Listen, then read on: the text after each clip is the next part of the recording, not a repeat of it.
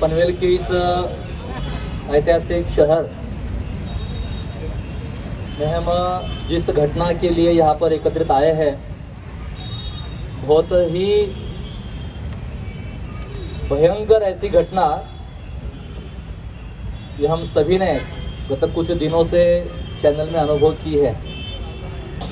किंतु इस घटना के साथ साथ में और दो विशेष आज के दिनक्रम में हमने जो जुड़े हैं वो समझने की आवश्यकता है। आज संविधान दिन है। आज ही के दिन संविधान सभा को हमारे संविधान कर्ताओं ने संविधान सौंपा था और आज ही के दिन 2008 में दक्षिण मुंबई में पाकिस्तान से आए 10 जिहादियों ने 3 दिन तक मुंबई को लहूलुहान करके हमारे कई भारतीय नागरिकों की हत्या कर अनेक हमारे पुलिसकर्मी, हमारे लश्कर के नौजवान, कई हमारे एनएसजी के कमांडो उस दिन हुतात्मा हो गए। यह भी आज का दिन है। संविधान सभा जिस विषय के लिए डॉक्टर बाबा साहब आम्बेडकर जी के नेतृत्व में भारत को एक सूत्र में पिरोने के लिए जिस घटना लिखने का काम दिया था, उस घटना में क्या अंतर्भूत होना चाहिए, आज हम यहाँ पर कानून की मांग कर रहे हैं ना। उस दूरदृष्टा तपस्वी अभ्यासु व्यक्तित्व ने उसी समय कहा था, भारत के संविधान के अनुच्छेद 44 में, यहाँ पर हमारी बहनें अधिवक्ता भी है, अनुच्छेद 44 में एक समान नागरिक कानून का उल्लेख स्पष्ट रूप से डॉक्टर बाबा साहब आम्बेडकर जी ने किया हुआ है। उनको पता था कि यहाँ पर एक 4 पैर पर चलने वाला जीव जिसको नंदी मानकर पूजा करने वाला एक समाज है, तो वही दूसरी ओर एक आसुरी समाज है, उस नंदी को बैल मानकर अपने बेटे जैसा 4 दिन संभाल कर घास खिलाकर फिर उसकी कुर्बानी हलाल करते हुए करके उसको खाने वाला भी एक समाज है। यहाँ पर नंदी और गौ माता को देखकर आंख में आंसू आते हैं, वहां पर नंदी और गौ माता को देखकर उनकी जबान में पानी आता है। ऐसे भयंकर विचित्र स्थिति में इन सभी समाज को अगर एक सूत्र में पिरोना है तो संविधान ही आवश्यक है, और उस संविधान में एक समान नागरिक कानून यह जरूरी है। यह महामानव परम पूजनीय डॉक्टर बाबा साहब आम्बेडकर जी का कथन है। और संविधान सभा में मुझे लेख लिखने के लिए कहा था, लेकिन बहुत कम समय था, मैं उसी का ही रेफरेंस लेकर आपको कहता हूं, क्योंकि आज का कार्यक्रम उसकी जड़ वही है। यहां पर हम 5 हमारे 25, आसुरी शक्ति कहेगी हम 5 हमारे 25, या हम 2 हमारे 1, वो भी नहीं हुआ तो भी परिस्थिति है नेक। कैसा चलेगा भाई? यहाँ पर हम 5 हमारे 25 में जैसी भी ये आने दो। यहाँ पर एक भी बहन को कहा है कि भाई अगर ये लव जिहाद की बच्ची है उसको रिहैबिलिटेट करना है, अपनी बहन समझकर सौतन बना लो, चलेगा क्या? या तुरंत दुर्गा रूप धारण कर लेगी, या घोषणा तो कर लेगी, लेकिन एक ऐसी बहन जो उस आसुरों के यहाँ पर पली है। श्रद्धा को गाली देना बहुत आसान है, लेकिन कोई बहन अपनी श्रद्धा न हो इसके लिए निरंतर पसीना बहाना बहुत मुश्किल है। श्रद्धा के लिए खून भी बहाना बहुत आसान है, उस बहन श्रद्धा के लिए खून बहाना भी बहुत आसान है। लेकिन ऐसी नई कोई श्रद्धा न हो, इसके लिए पसीना बहाना बहुत मुश्किल है बहनों। ये मैं जो बात कह रहा हूं ना, इसको गहराई से समझने का प्रयास करिए। मैं फिर बहनों को आह्वान करूंगा, वाकई कोई आफ्ताब के पास ऐसी श्रद्धा है। हमारी यहाँ की एक बहन हमारी कार्यकर्ता और उसको लेकर वो आ गई, उस आफ्ताब से उसको छुड़ाकर आ गई। वो फिर से विवाह करना चाहती है, घर में तो बैठेगी नहीं। कितने लोग उसको स्वीकारने के लिए आ गया। अरे श्रद्धा छोड़ो, वहां से सकीना भाभी भी यहाँ पर आने को तैयार है। सकीना यहाँ पर आने को तैयार है। इतने लोग उसको बहू बनाकर स्वीकारने को तैयार है। प्रश्न है ना, इतनी बहनें ऐसी श्रद्धा को साथ में रखकर अपनी सौतन बनाने को तैयार है। हिंदू समाज को ये सोचना पड़ेगा कि नहीं सोचना पड़ेगा? अरे बोलो बहनों, सोचना पड़ेगा ना। महाराजा दशरथ की कितनी पत्नियां थी? भगवान राम की कितनी माएं थी? भगवान कृष्ण की कितनी धर्मपत्नियां थी? छत्रपति शिवाजी महाराज की कितनी धर्मपत्नियां थी?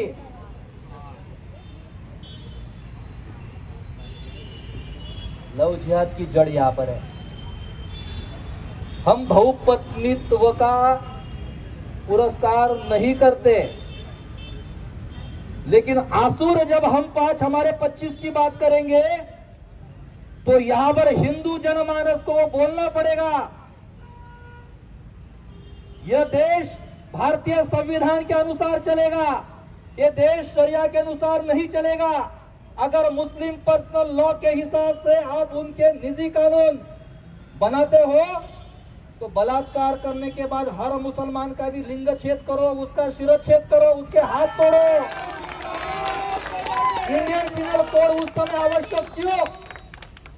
यह भी प्रश्न उठाने पड़ेंगे। एक समान नागरिक हक का कानून डॉक्टर बाबा साहब आंबेडकर जी ने इसीलिए उसका विचार किया। संविधान सभा में उस समय के तथाकथित प्रतीत यश मुस्लिम समाज, बहुत सारे बड़बोले नेते जिनके मुंह में भारत विभाजन का पाकिस्तान रूपी खून लग गया था। 1947 में पाकिस्तान अलग, उन्होंने यशस्वी रूप से षड्यंत्र को साकार किया था। पाकिस्तान बनते वक्त 10 लाख हिंदुओं का कत्लेआम किया था। बहनों की छाती काटकर एक गोनी में गोनी के गोनी भरकर उनकी जांग पर गुंदवाकर उन्होंने भेजा था, gift from Pakistan for free India. ट्रेनें के ट्रेनें भरकर 1947 में हिंदुओं की आई थी और संविधान सभा के सम्मुख डॉक्टर बाबा साहब आंबेडकर जी के सम्मुख आह्वान था।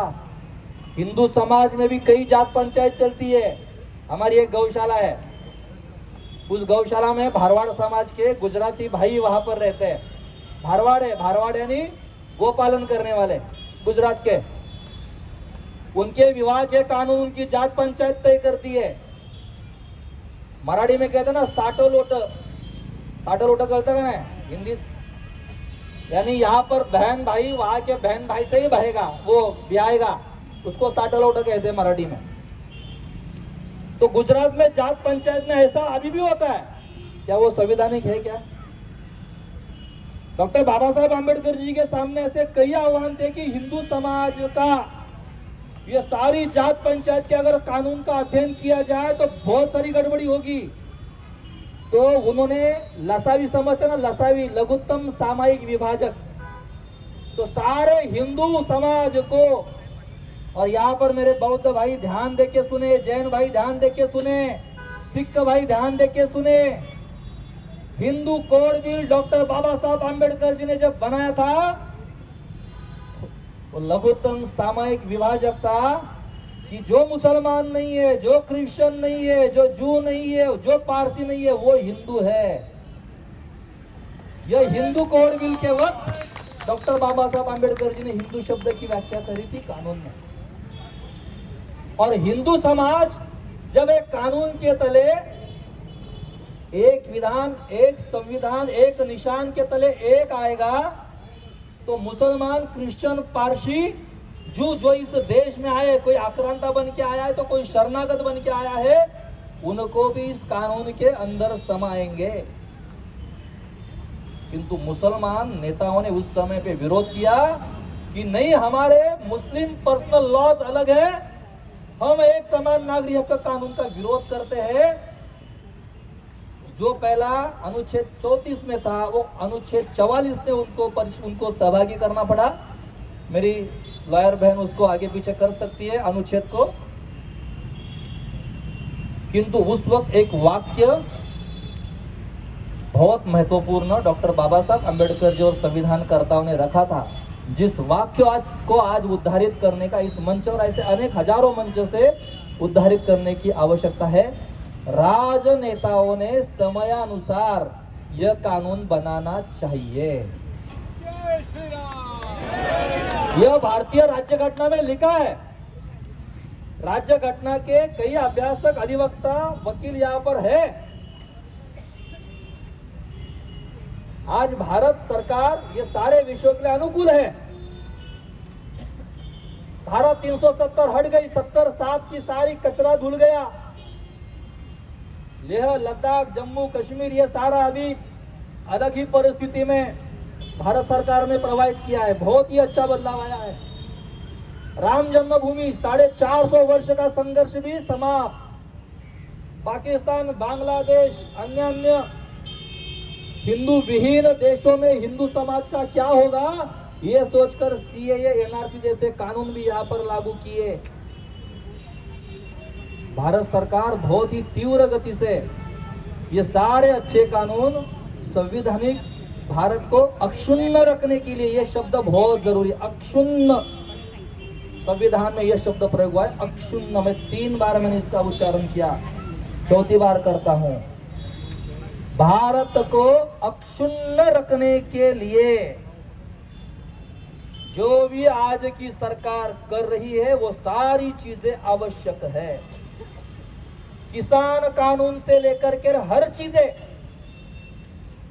लेकिन जितना मुसलमानों ने नुकसान नहीं किया, सीए के दरमियान मुसलमानों को आगे करके, किसान कानून के वक्त खलिस्तानवादियों को आगे करके, ये सारे लेफ्टिस्टों ने, ये सारे शहरी नक्सलवादियों ने, ये लाल बंदरों ने देश का नुकसान किया।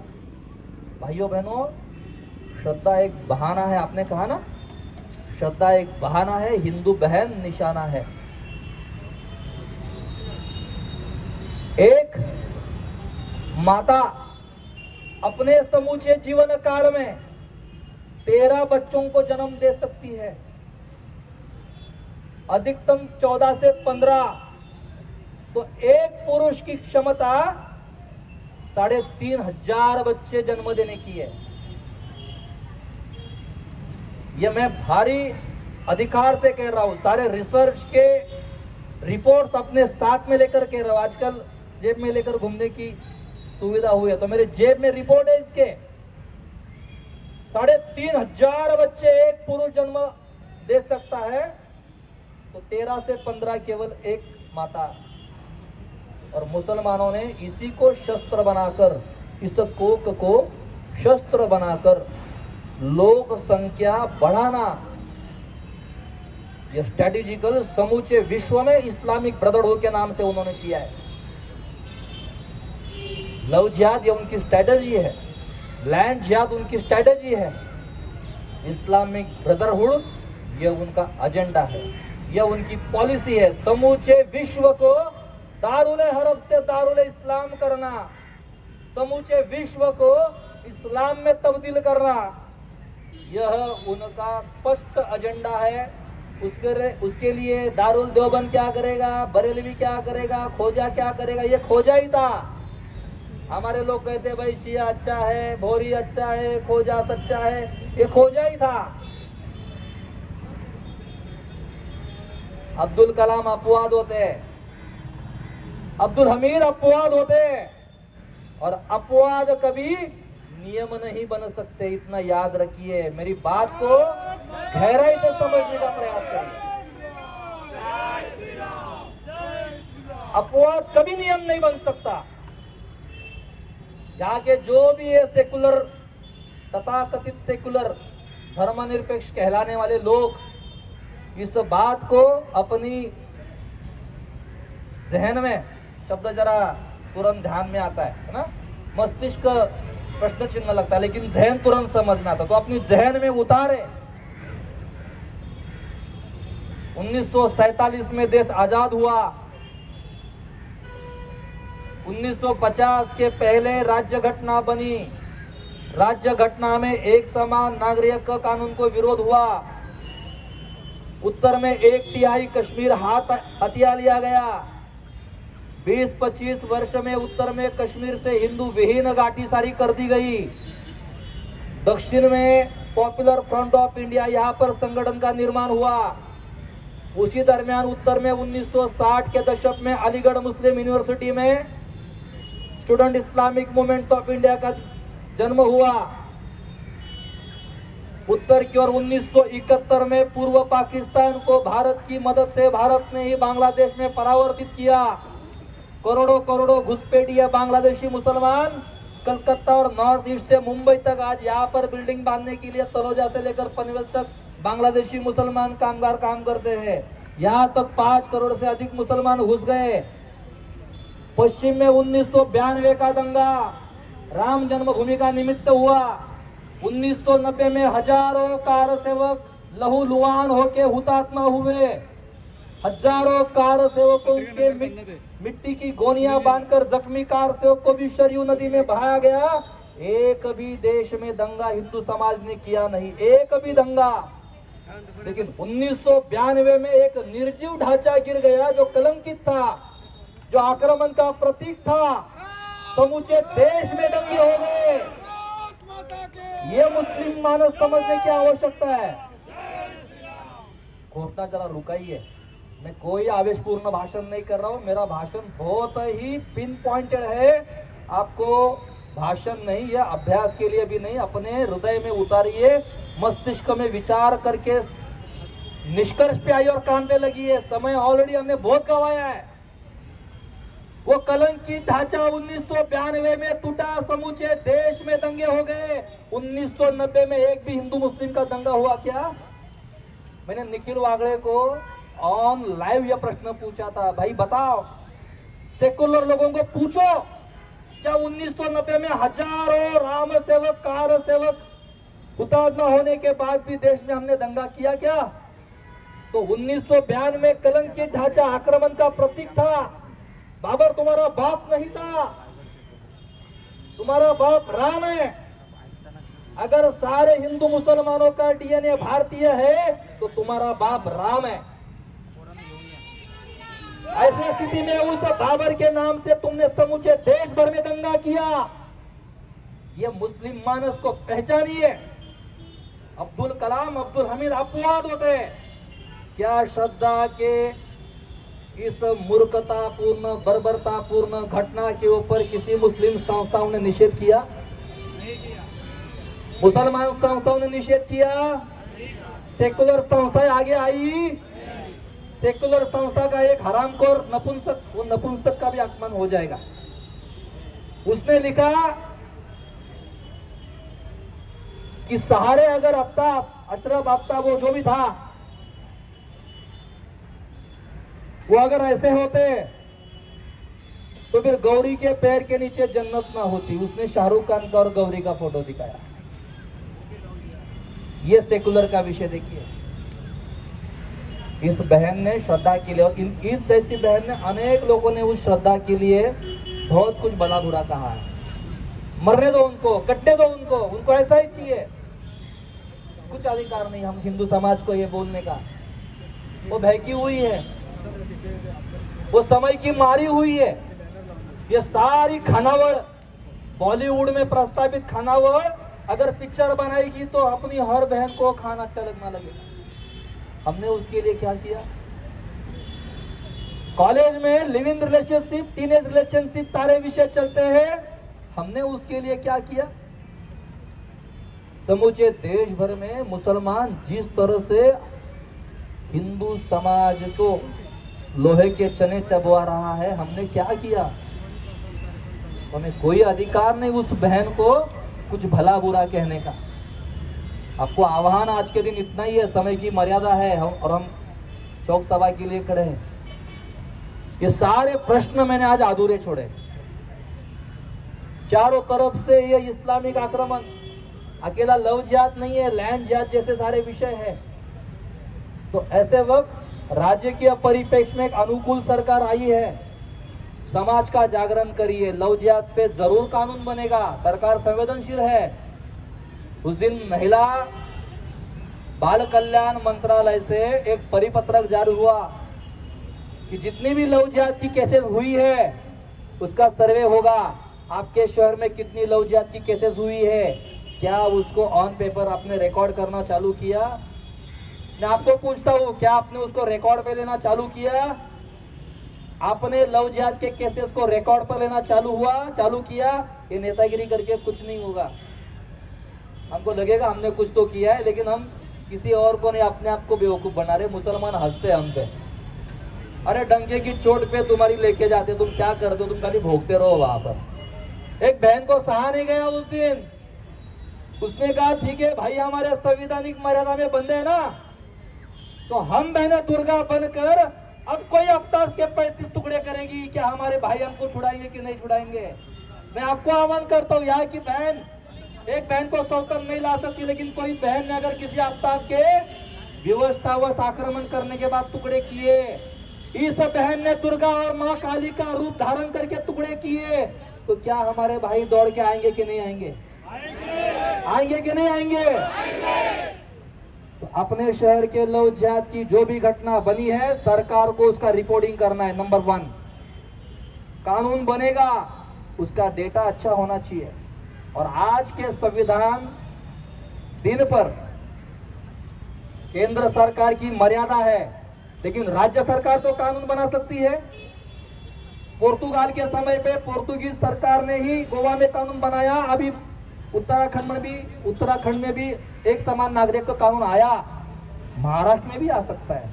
क्या पनवेल के बहुत बड़े चौराहे पर एक श्रद्धा गई, हम कितने लोग आए?